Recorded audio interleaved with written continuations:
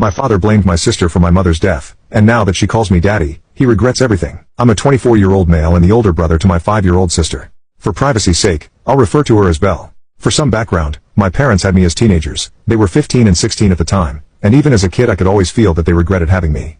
After I was born, both my mother and father were practically disowned by their families. My mother had to drop out of high school to take care of me while my father worked 2 jobs just to provide, and even then they couldn't afford a home. They lived with my mother's older sister until I was 9, and my father got his GED and managed to get a better job and move us out. Despite the fact our living situation was better, it was clear to me that they believed their lives were ruined because of me. Whenever I misbehaved like any normal child, they'd use the fact that they gave up their lives for me, and I still had the audacity to behave like this.